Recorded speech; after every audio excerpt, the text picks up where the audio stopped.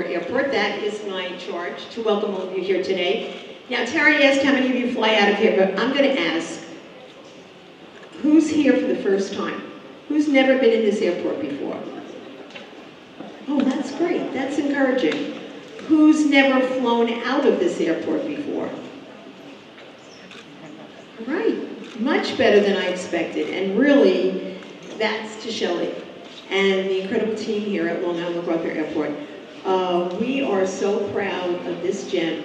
To be a town supervisor and have all the wonderful assets in our town that we have, the Great South Bay, the Atlantic Ocean, Atlantique, our marinas, our parks, our beaches, our entire southern border of the town is on the water.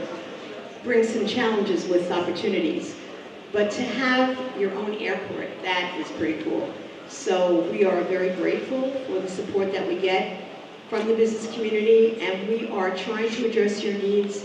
As Terry said, one of the first things I did when I got here was to form the Airport Advisory Board and to bring some people in who could offer that expertise, who could help us spread the word, quite frankly. Those who fly in and out of this airport, the customer experience at Long Island MacArthur Airport is second to none. It is second to none. People love our airport. They just don't have enough flights. You know, we're realistic, we're honest, and that's what we're working on. Bringing Frontier Airlines here was huge. They are certainly not luxury, we all know that, but they offer an incredible opportunity. And even those who can afford to fly luxury are flying Frontier, and we see that from some of the people on the advisory board who bring back that real live data to tell us what is going on the flights and how they like it. So you're going to hear a lot of really interesting information to codify and reinforce what we all know, that Long Island MacArthur Airport is an incredible economic generator, not just for the town of Islip, not just for Suffolk County, but certainly for the region. And the more we can get that message out, the more it's going to help all of us. And certainly tourism can't happen without airports. And with the partnership that we've had with Kristen and her team at Discover Long Island, we have seen the needle moving up. So everyone is doing a great job, and we're going to keep doing it. And thank you for being here to listen, and hopefully all of you will go out and be added to that roster of people who love Long Island MacArthur Airport. Thank you.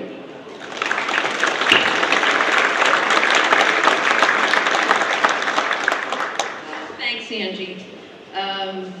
So, you know, as Angie said, tourism and airport, two major economic generators. So we'll hear a lot more about that. Before we do, though, many of you know that the HIA-LI has been embarked on an economic impact study for the Hop Industrial Park. How many people have heard that or heard of that? How many people are familiar with the park?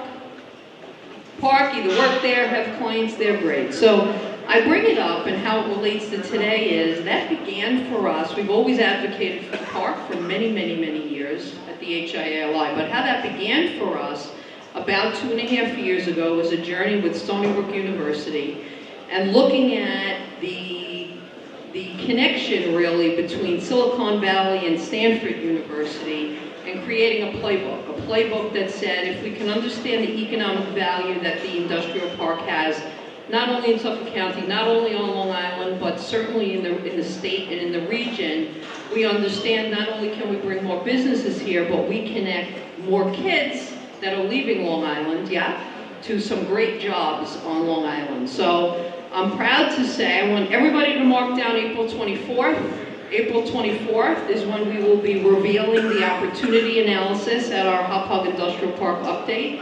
We hear a lot more about what we'll be doing in terms of growth.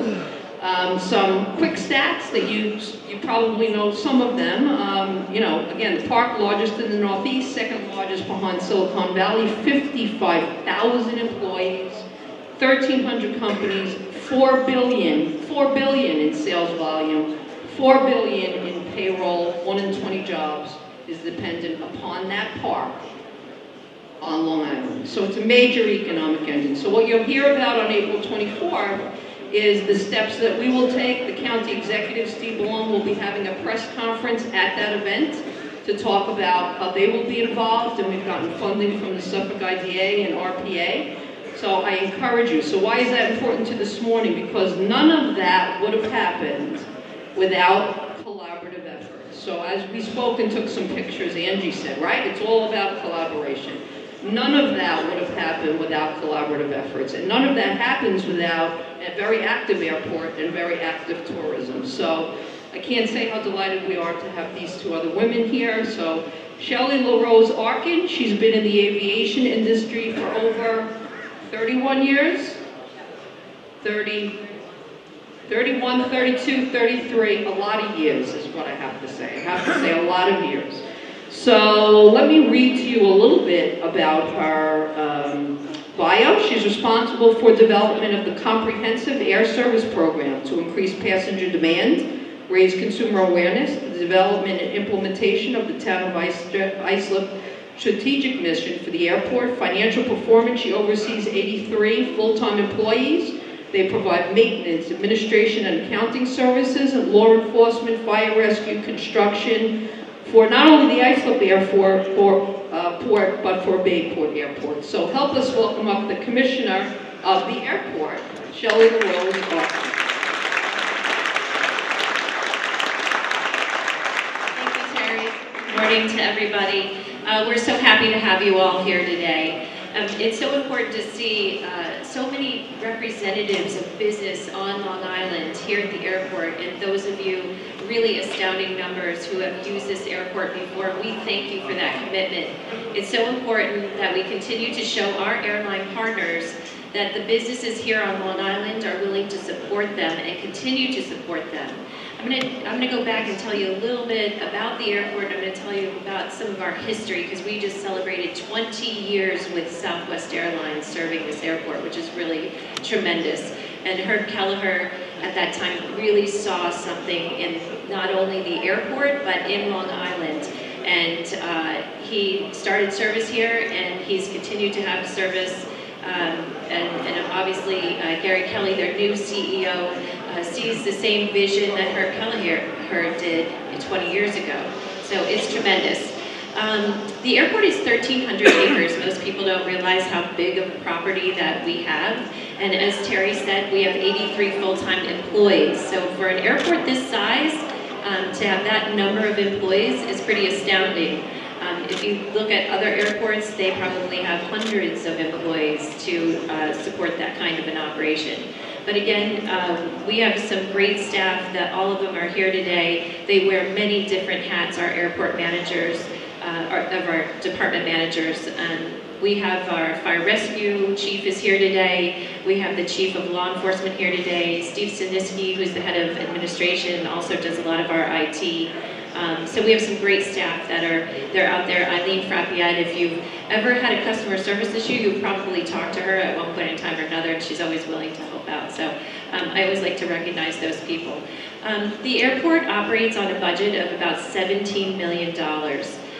What we try to do is run ourselves like a business. So all the revenues that come in, we try to accommodate our day-to-day expenses with that. But over the last 4 years, the airport has had a surplus. So since Angie Carpenter took an office here and had a real new vision for the airport, we've changed the way that we do business. We make sure that our revenues and expenses either match or that we have some sort of a surplus. So in the bank right now, we have about $5 million, which is pretty incredible. And we continue to grow that because that helps us prove our financial stability to any airline partner that's already here at the airport or those that might want to come in and do business with us. And Angie had a great vision in 2016 about putting together a team for the air service development. She wanted us to do something different, something unique.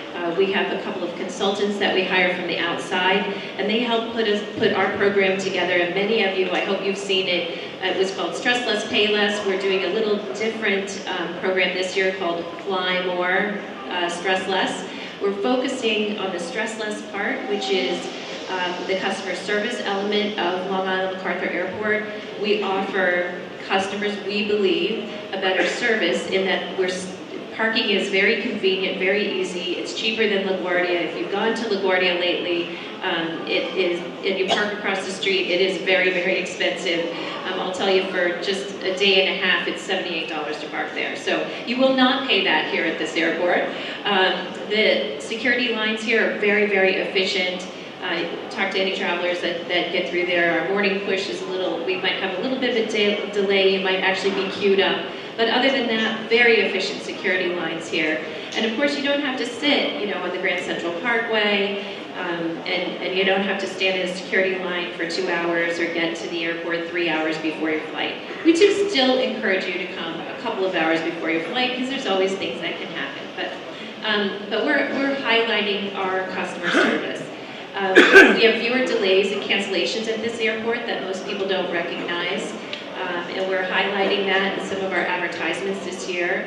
In many cases, you will pay less for your entire trip because you're paying less for your parking. You might use one of our lower cost carriers, Frontier Airlines, and get a great deal on a ticket. But overall, and in comparison to the New York City airports, our fares are lower. So I encourage you to always check out our airport first.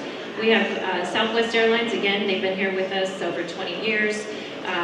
Frontier Airlines and American Airlines that offer service out of this airport. I'll tell you that back in the early 2000s and then in 2008, when we had the fuel crisis, many airports of our size across the country, not only in New York, but across the country, lost commercial air service. Not only because of the recession, but because of the fuel prices. And what the airline said is, we're gonna focus on our hub operations, which is still the thinking today, that they focus more on their hub operations than they do on their secondary airport operations. So they focused on their hub operations, and they pulled away from secondary airports like ours. But Southwest stayed with us, American, who was US Air at the time, they had stayed with us. So all of these carriers are really committed, and what that says is that the Long Island community continued to support them. And that's what we're doing today. We're saying, if we can bring more customers to the airport, the airlines will ultimately add more seats, which they did last year. Last year, Long Island MacArthur Airport was the fastest growing airport based on domestic seats available. Fastest growing airport in the country. So quite an accomplishment for the airport. And Southwest added larger aircraft, American added larger aircraft, and of course we had Frontier adding on new service to different destinations. So very impressive. And I will say overall, of all the airports that I've worked with, and there are many, I've never seen a community come together and support their airport. Even sometimes the owner of the airport or the airport sponsor doesn't support their airport because of different issues, whether they're political, environmental, or otherwise. But our town of Islip and our leadership in Angie Carpenter and the town board have helped us to move this airport forward. And then the town and the businesses and the communities that surround us have done the exact same thing. So congratulations to you all for doing that, because I have not seen it in other communities. 2019 air service. Our big focus this year is all about recruitment. So we know where our current carriers stand. We know where they are on flights. Southwest continues to look at different opportunities for one-stop destinations. American is committed to their regional jet service right now through Philadelphia. It's going very well. Their load factors look great. Frontier is so satisfied with what happens at this airport. So they are all in good shape. As you know, seasonal service, Frontier has more or less seasonal service, so they do change their schedule frequently, so check out all their new destinations. The 2019, we're doing recruitment. There are a lot of carriers out there that are either starting up or redefining their business model, and what we want to do is get their attention and bring them to Long Island MacArthur Airport. So we've been out the first part of this year talking to those carriers, telling them why they should come here. And one of the big reasons that they should come here is that right now we capture 1.8% of the New York metro market. When Southwest was here in the early 2000s, they were capturing 4.8% of the New York metro market. if we get another carrier who's willing to be a disruptor and grab that New York market again, they can be wildly profitable at this airport, and that's attractive to a new carrier. So that's what we're out there selling that. We're also out there selling the fact that we are applying for, and many of you may have known there was a press conference with Senator Schumer here a few weeks ago, talking about 3 big projects. One, the improvement of our West Concourse terminal apron, the redevelopment of our West Concourse, which is where Frontier currently resides. We're looking at a possibility of a 10,000 square foot facility, 50,000 square foot each floor, and then also the improvements of this space of the terminal building, as well as the bag claim area and the ticketing area. So all of those capital projects we are trying to fund with grant money.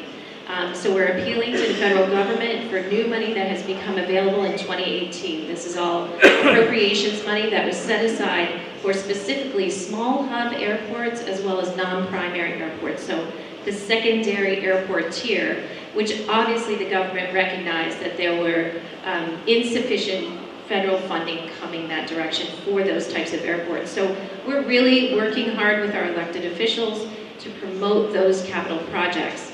Right now on the street, so there are a lot of our vendors that are and contractors that are in the audience, but there are 2 requests for proposals out there for design, one for the terminal improvements and one for that West Concourse redevelopment. So we're trying to fund all of this with grant money, again, keeping our costs very low for any new carrier that might want to come into the airport. So a lot of exciting things that are happening here.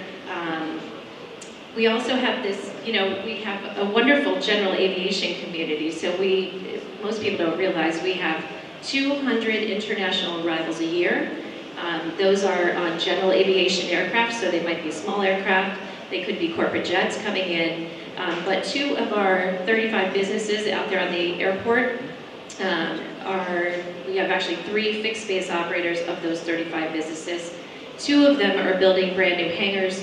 These are the first 2 hangars that have been developed here at this airport in over 20 years. So the economy for aviation is very good. All of these are signs of job creation. And the airport has about 6,000 direct or indirect jobs. They create that many.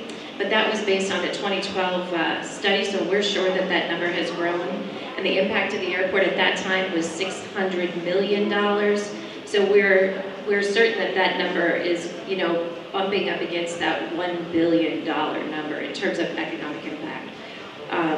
So I'm gonna leave it at that. I know you all have a lot of questions, but I could go on forever, and I won't do that because Kristen, our partner in tourism, and we have had a great time working with her, is our next speaker. So I don't know, Terry is gonna introduce.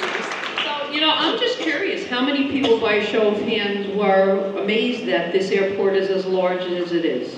I don't know what your perception is when you walked in. I remember when we first met Shelley, as I said before, walking out and saying, wow, 1,300 acres, right? 250 aircraft base, 35 businesses, who knew, right? So she talked a lot about growth, and she talked a lot about recruitment and getting other airlines in here, and that has all to do with tourism, doesn't it? It has all to do with our ability to travel, whether it's business, whether it's leisure, and I will tell you that the HIA-LI's affiliation and collaborative efforts with tourism started way back when. How many people remember Moki McGowan? Moki McGowan, absolutely, Bill does, right? And with the Long Island Convention and Visitors Bureaus, and we actively, not only did events, but we actively looked at tourism as it relates to, very specifically back then, out east and really promoting wineries and doing things like that. So we're delighted to have Kristen from Arizona, right? Arizona. She has over 20 years experience in the tourism industry, and I remember when I first met her, I had 2 thoughts when I walked away. Again, a firecracker, she has great energy. And number 2, that she was so excited about tourism on Long Island. I, and many of you who have lived here our whole lives, take a lot of this for granted, other than maybe going out to Montauk and, getting out east. But she was so excited about what happens, and she continues to be excited. So help us welcome up the President and CEO of Discover Long Island, Kristen Curry.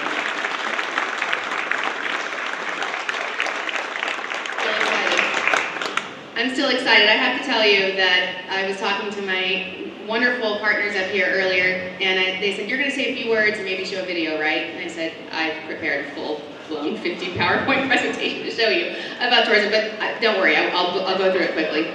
But I know, I was like, I'm sorry, I get excited and I could talk about it all day, but I could talk about Long Island all day, truly, not just tourism, because I did move here on purpose from Scottsdale. And yes, I'm still cold all the time, but I love the seasons, and I get emotional every time I drive over the Robert Moses Bridge. It's incredible, and I love our charming downtowns. I feel like, I always explain them as New England-esque. I tell people that there's actually a Dickens festival during the Christmas time, and people really, it's like you're in a novel. I drive through a Norman Rockwell painting every day I come to and from my house. So I think we live in the best place in the world, and I have the amazing opportunity to share that with everyone. So, but how it relates to business is important. So, Nikki, I'm going to ask you to help me blow through these slides. This is why tourism matters, because I get why we love talking about where we live, and we like to brag, that most people can find tourists kind of annoying, right? They're clogging up the expressway, and they're parking, and they bother you. And I get that, but here's why tourism is important, and this is not a model that I made up. This is what other places around the country utilize tourism for economic development. If you build a place people want to visit, you build a place where people want to live. And if you build a place where people want to live, you build a place where people want to work. And when you build a place where people want to work, you build a place where business has to be. And if you build a place where business has to be, you build a place where people want to visit. And that's how the cycle of really utilizing and capturing tourism for business benefits economic development and the economy. So that's what we do here. And so here's just a snapshot of tourism on Long Island as of today. $5.9 billion industry. And just right now, we're about 90% leisure and only about 10% business. $722 million of state and local tax revenue. That's really why people care about tourism nationally and internationally. It's very competitive. People spend a tremendous amount of money, destinations all over, promoting tourism, not because we want people to clog up the expressway, but because we want your tax dollars. When you visit somewhere, you're taxed on where you sleep, where you eat, where you shop, anytime your transportation, and then you leave. And we don't have to build libraries for you, and we don't have to fill your potholes. We have to do no services for you. All of that money goes straight into our budget coffers. And that's why tourism matters. And tourism is, on Long Island in particular, it's primarily made up of small businesses. All of our amazing, cute, charming downtowns, boutiques, restaurants, over 80% is small businesses. And we get over $10 million visitors a year.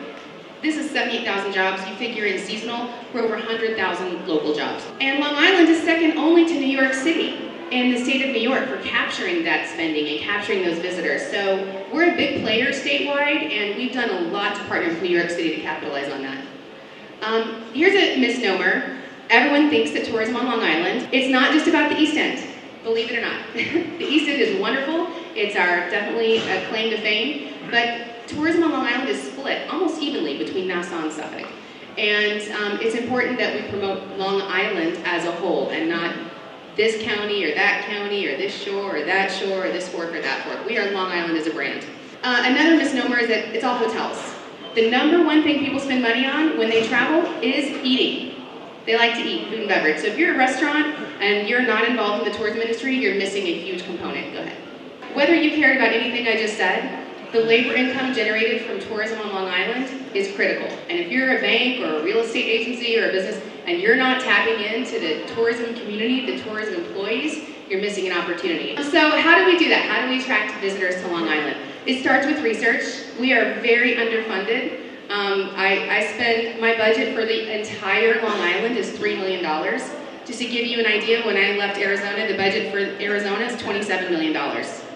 And that doesn't include Phoenix, who has $24 million, and Scottsdale, which spends 17, and Tucson, which spends 17, and Mesa, and Glendale, and Tempe. There's one town in Arizona that spends $3 million. It's called Flagstaff. It's adorable. But that's who we're in the marketplace against for all of Long Island. So In order to be competitive and to compete against the noise, we have to be really smart, and we have to be really targeted, and we have to make sure we're utilizing everything we do is data-driven. So we do a tremendous amount of research, consumer analysis, and studies. This is our customer for Long Island. They're called Suburban Splendor. We've done a tremendous amount of research to get down to this. But they are primarily families. They like to go on one foreign trip a year. They like to go on one theme park trip a year. They drive primarily Acuras and Mercedes. I could tell you the last time they bought a small household kitchen appliance. And we utilize this data for all of our marketing, very targeted. Go ahead. More research, we always analyze everything we're doing, how effective it is. You can see again, people love dining. It's even more popular than our beaches, how they're getting here.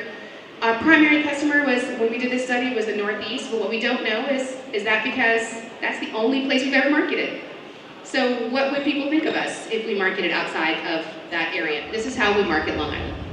Discover a place surrounded by water and filled with history, technology, beauty, and commerce.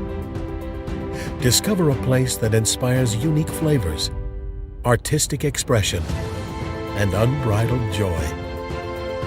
Discover a place where families come together, friends get closer, and individuals find themselves. Discover a place where unforgettable experiences are part of the landscape, from sandy shores to green pastures and beyond.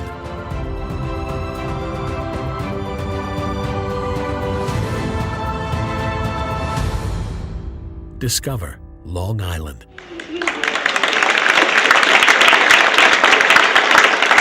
I was going to say, when I first came here, the name of the organization, which just turned 40 last year, the name of our organization was the Long Island Convention and Visitors Bureau and Sports Commission. No one used to laugh when I went, but now that we're when we rebranded, we went to Discover Long Island. We did a lot of research in that process as well for our rebrand and our new logo and everything. And most other places around the country, when they rebranded away from their Convention and Visitors Bureau, they went to visit Phoenix, visit Syracuse, visit Dallas, and we considered that. But the reason why we went with Discover Long Island, a couple important reasons came out of our research. One, 30% of our visitors are Long Islanders, right? And we're not going to ask you to visit. And also, we understand that the impact on business attraction and business development. And so we want to be able to say, Discover Long Island, and give this kind of beautiful imagery and collateral that we're producing to the manufacturing consortium and to the aerospace business sector, and to HIA-LI and LIA, and say, use it for business attraction, and say, discover Long Island for whatever your purposes are. So we have been thinking about that connection between business since the inception of the rebranding.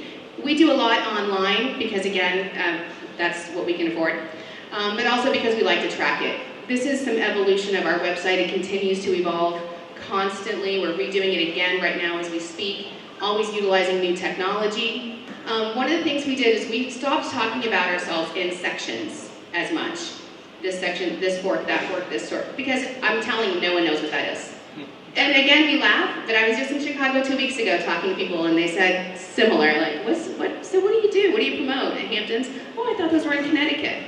So we're not connecting what we have here, even the great things everybody's heard of. So what we had to do is, or what we wanted to do was create ways for people to realistically discover Long Island, because I can talk about, instead of saying this fork, that fork, I say shopping, and I say if you're interested in history, or if you're interested in adventure, and we talk about it as that way, because that's how people make travel decisions. But they still need to understand how Long Island is, because people stop at our visitor center on the LIE. Has anybody been to the new Welcome Center on the LIE?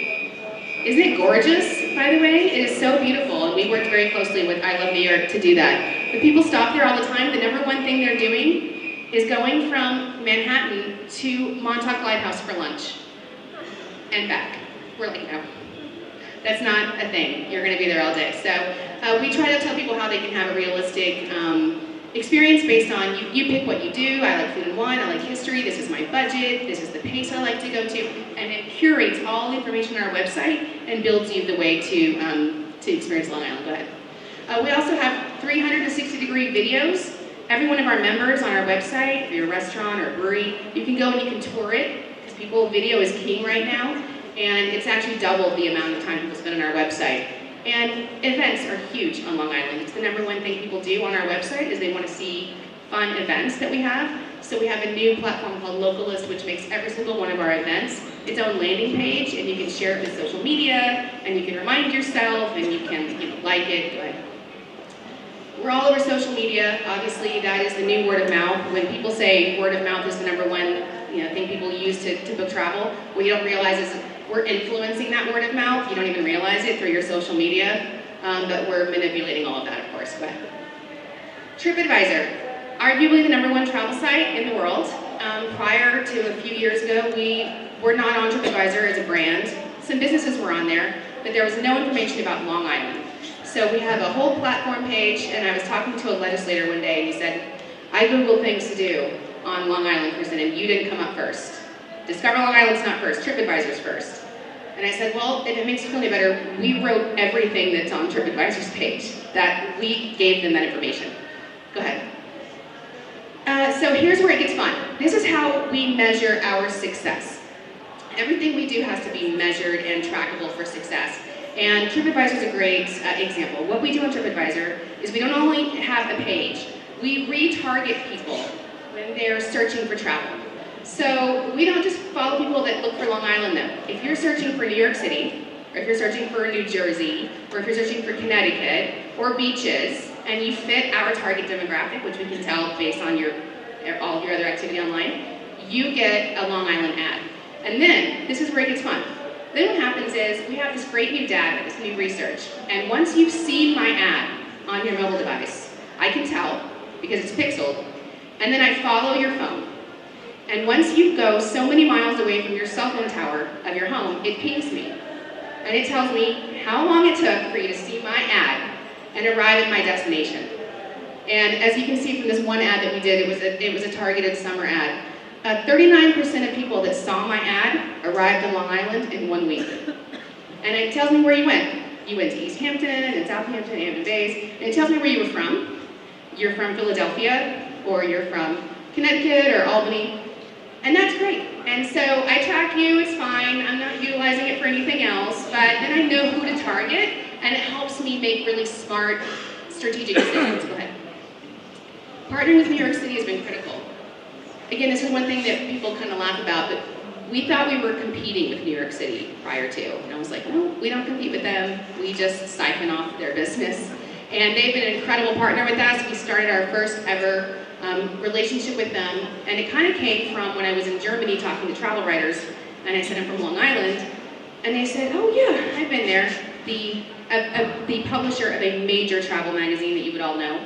And I said, great, where have you been? I always like to know. And he goes, usually the Cape. So we realized right then that people don't know where we are. They don't understand where we are. So we started rebranding ourselves with New York City as New York City's beachfront backyard. And that immediately, everybody in the world has a picture of New York City, and that immediately connects us with the #1 travel destination in the world. Go ahead. And it gives New York City a great new way to be competitive. It allows them to compete with the Miamis and the Californias of the world. So it's a win-win, and it's been a great campaign. Go ahead. This is a big year. 2019 is a huge year for New York City and New York and Long Island. World Pride is coming. World Pride is coming to the United States for the first time ever, and is coming to New York City at the 50th anniversary of the Stonewall. So this is a huge international event in June. If you all of a sudden get a flux of people in your business, that's because they're getting an additional 2 million people in New York City in June. And we're working very closely with the LGBT network here on Long Island for a lot of their activations, which you've probably read about recently. But we are on New York City's website as promoting World Pride. They're putting a ton of money behind it, and it's us and Niagara Falls are the only other people on that website other than New York City. Go ahead. So this is the New York City website on World Pride, and that's how they're promoting Long Island, and we have our whole World Pride logo and everything. But that's really great that New York City is actually promoting us. Go ahead. I Love New York, we also work with, which is the state. We do a lot with them. We try to leverage our dollars in every way. And then also, Long Island is great in the summer, but you heard me talk about the Dickens Festival, right? And I'm telling you from an outsider's perspective, I always like to say it's beautiful. It's snow, but it's not too much snow. You know, we're not Buffalo. Let's not get crazy. It's like a snow globe in the summer because it's really pretty and then it goes away in a day. It's adorable. Go ahead. So we started promoting, for the first time ever, an off-season campaign. And what we do is we shift our marketing efforts because we try to get people to come from furthest away and stay longest in the peak season because they spend the most money that way. And then they're the less burden on us because they're not driving all around, they're staying for a week. But in the winter, Long Islanders become our #1 visitor. So you see us on Newsday and on 12 News, and we promote just getting outside of your house and doing fun things around. Go ahead. Okay, here's the other way we measure. Another research technology platform, and I'm always careful when I say this because people get really scared about how we're following you, but this is a little bit different than Arrivalist, which is our last data. Adara is a way we track people with our marketing, digital strategy. We do pixel it, again, online. We can pixel anything. We can pixel a specific web page or a tweet or a press release, anything online. And then I can tell when you viewed that information, and then I follow you on the web, and I follow your activity. And I can tell when you have seen my information, and whether you searched for a flight, or booked a flight, or whether you searched for a hotel room, or booked a hotel room, and how much you paid.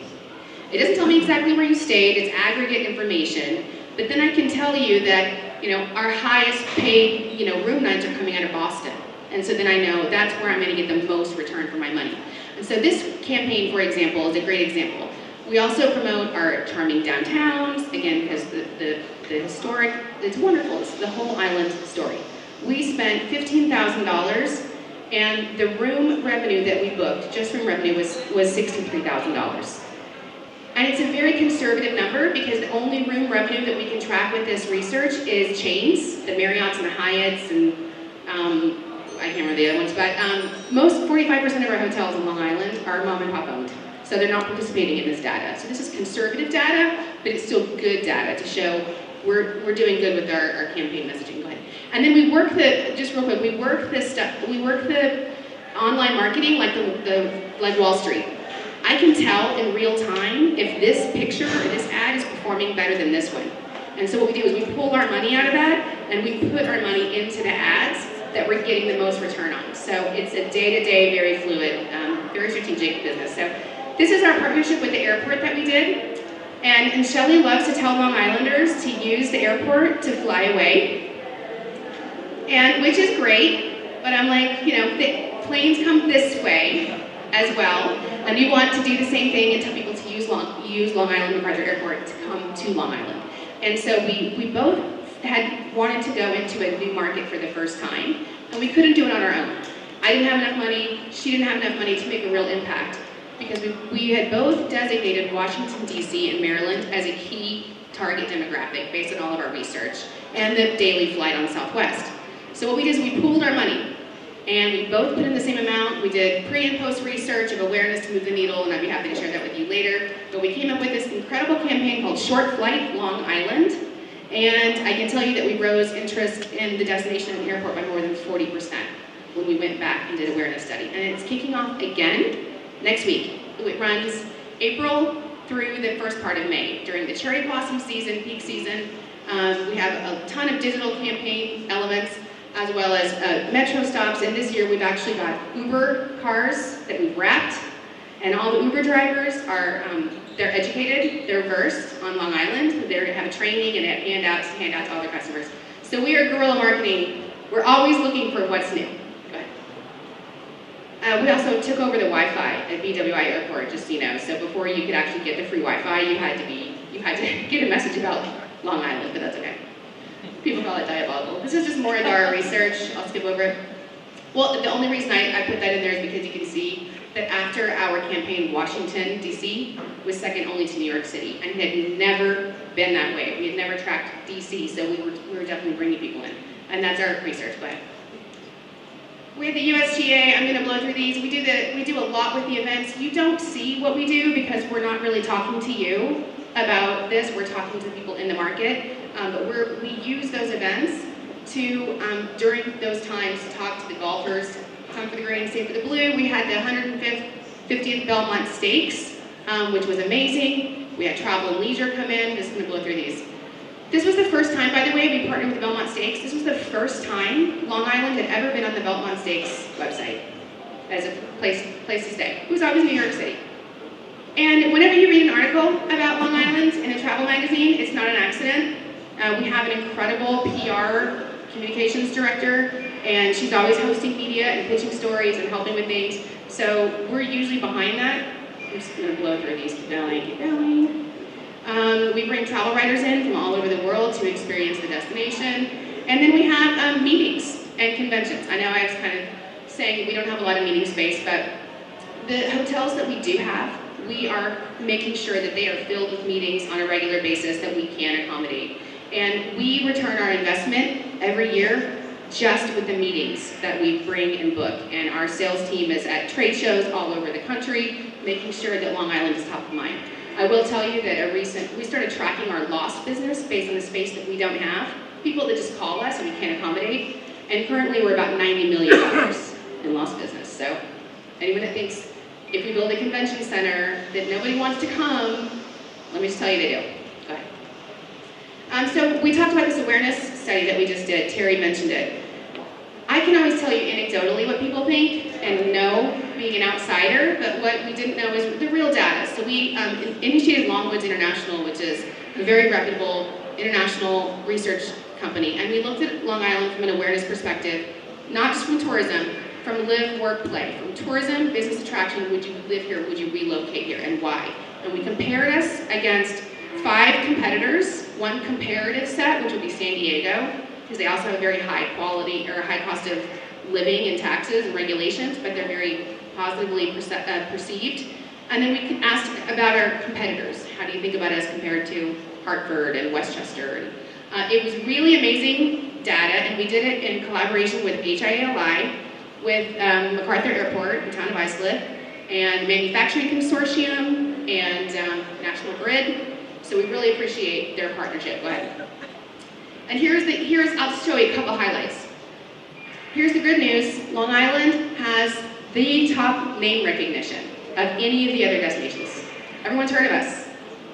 Long Island iced tea, Long Island medium, I don't know why, but people know the words Long Island. Go ahead. And despite the fact that 42% say that they know it, they don't know a lot about it if you go through. If you go through, I think it was like very few people. They're like, yes, I've heard of it, what do you know about it? Nothing. They all think it's Queens, basically. If you look at the data, they think it's noisy and crowded and polluted. So essentially they have no idea that there's green space or parks or vineyards, and they think we have bad weather even in the summer. So they really don't know anything about it, and that's because we haven't marketed to them. Awareness, the residents. So it's funny, because I looked at this, non-residents, they have heard of the Hamptons, but look at some of these other things. Islip, Industrial Park. I mean, we're talking about it, no one's heard of it. The North Fork, this is why we don't call ourselves the North Fork, because people are like, what? North Fork of what? Go ahead. The good news is they're interested in the product that we have. We asked them before they knew, they didn't know it was a Long Island study, of course, and we asked them, what kind of products would you like to, where you live, where you want to go? Beaches, cultural drives, we had a huge list of things. And the things that people are interested in doing, we have as a product. And then when we circled back at the end of the study and said, now that you know Long Island has all of these things, how do you feel?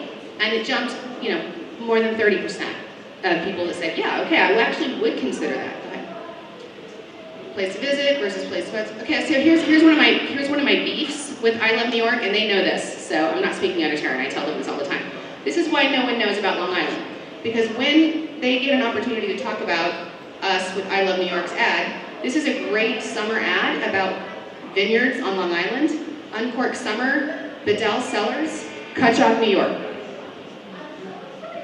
No one knows where that is. No one's heard of that. It doesn't say Long Island anywhere on that ad.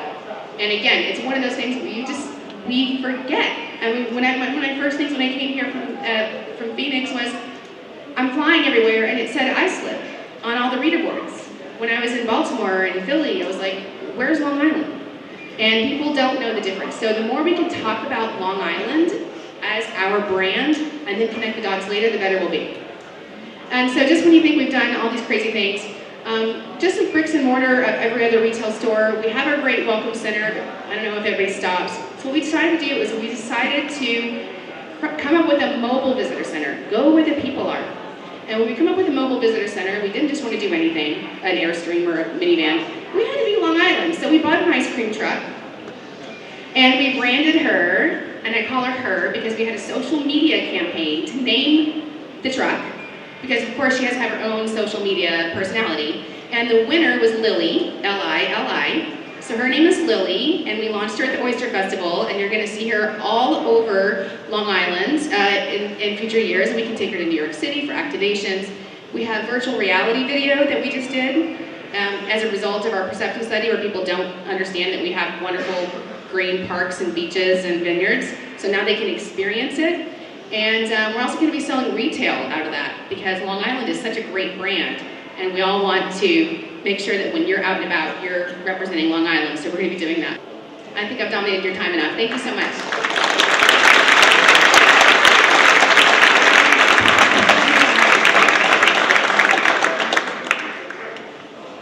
Great job, right? Again, who knew, based on what Kristen said, the beauty. Just so you know, Lily, the ice cream truck, will be at our trade show on May 30th. Yes, Kristen? Lily, the ice cream truck, will be at our trade show on May 30th, so we're excited about that. Will there be ice cream inside? I don't know. Don't answer. I'm not sure. So we are going to open it up for Q&A. So all I'm going to ask is you just raise your hand if you have a question. Just stand right at your seat. Tell us quickly who you are and then the question. Who has the first question? Hi, my name is Belinda Rubino. I'm from West Islip. And my question is, how receptive are the communities to receive tourism? We have a lot of people who don't want traffic, and how do you deal with that? That's a great question. Over-tourism is a real issue, particularly in our East End, so we listen to that, and it's completely true. So that's why you hear me say, I don't just promote the East End. It's so important to promote all of the areas of Long Island, and when you educate people about the other things they can experience at your destination, and you won't see me talking about going summer promotion on Long Island. When we talk about the summers, I always do midweek travel, and we really focus more on off-season travel. But it's interesting because I saw an article the other day from the North Fork, and they were saying, we don't want to promote travel. We just want to accommodate the visitors that we have because we're being overrun. And here's my answer to that.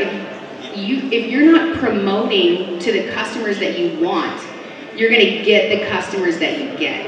So you should be promoting to those high affluent international people that are going to stay longer and spend more money in your community, or you're just going to continue to get the busloads of party people because you're not taking control of your brand and your message. And so it's really important that we manage it and we pay attention to it. Hi, my name is Lisa. I'm the director for Country Fair Park. We're actually an amusement park in the middle of Long Island, and I would guarantee probably nobody even knows about us as in Long Island. How do I connect with you and make Country Fair known? You just saved me, because I meant to acknowledge my entire staff, which is here, and I completely just took over the presentation, so thank you. All the things I talked about, I get to talk about, but I have an incredible team at Discover Long Island that does all the actual work. So can my team stand up, please, at Discover Long Island? Thank you, and just come to any of us. And they're in the back, too, and they're in the back. Thank you. And here's the other thing I'll say. I'm complaining about funding one last time. We are getting ready to launch a brand new branding campaign that we've been working on for a year that is, I literally was like crying in my car yesterday thinking about it because it's so beautiful, and I think you're all going to be so proud of it when you see it, and it's going to introduce Long Island to the world. But looking at San Diego, our comparative set, they just launched their new campaign, and they had a $19 million budget to do it. And my campaign, theirs is so, no offense, but it's really not good. I'm not moved by it at all. My campaign is going to blow your minds, and I have $140,000 to spend. So I'm like, what we could do if we actually had the right amount of resources. So. Hi, Bruce Kaplan. I'm an attorney in the city and office here in Hopon. Are there any discussions, plans about a convention center, creating it? Yes, excitedly so. We are working very closely with the county's plan on the Ronkonkoma developments to make sure a convention center is a component of that. It always comes down to funding. Convention centers, as far as we've done an economic analysis, that a convention center on Long Island would bring an additional $122 million annually in tax revenues into the region. These are the business travelers that don't come on the weekends. They're here Monday through Friday, and they're on expense accounts, and they're with major corporations, pharmaceutical companies, technology companies, and this is how you put Long Island business on the map, is to have a convention, because the first thing meeting planners do is say, who are the thought leaders in your community from our industry? We're going to put them on our national stage as leaders, and that's what is happening everywhere else in the country. This is what everybody else does. So we are talking to the county about it. It has to be the right size. We've done a lot of research to make sure it has to be done correctly, or it's not worth doing. If you're not going to get the kind of businesses that are going to make an impact to the businesses we're trying to attract, then don't just waste your money building an exhibit center or something that's too small. But in order to do what we need to do, it is going to take funding. But we are working very closely with JLL and the county and the stakeholders to make sure that we're providing all the information needed to do it right. Dorothy Roberts from Oxford Hospitality.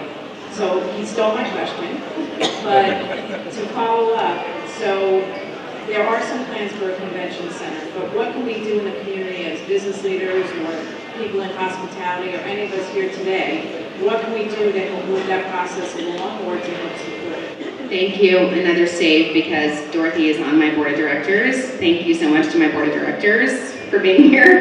And I did not plant that, I swear. But, so I would say as a community, I always tell people, not even related to the convention center, but related to Long Island and development as a whole, please speak positively. Please think about the way you're speaking about your home and where you live, because when you put something online, people see that all over the world, and when you complain about taxes and traffic and if everyone hears something negative, why would anyone want to come here? Why would anyone want to do something? So when we talk about a convention center, maybe just speak positively. If you can speak up about the need for it, the need for business attraction. Not all development is bad. People will come here. People say that at meetings. No, you're going to build it, it's going to sit empty because no one wants to come here. Why do you live here? This is an amazing place. People do want to come here. It's a $5.9 billion industry today. So please, if you can comment, if you can speak positively, speak to your elected officials, speak to your communities, make sure that if you do believe that we need a convention center, speak up and let your voice be heard. Just to add to what Kristen is saying, when there are public hearings before a town board, before the legislature, pick yourselves up and go there and speak, because the naysayers always find a way to get there. And decision makers, policy makers, the elected officials that are going to have to vote, it's very difficult sometimes when you've got an audience filled with people saying, don't you dare vote for that, we don't want that, traffic, whatever. I've experienced it. So if you understand the import of what we're talking about here, help make it happen. You can. Just be grateful for where we live and take maybe a fresh look at your neighborhood and your community. And we're very lucky to live here, so thank you so much. And thank you for allowing me to do this for you.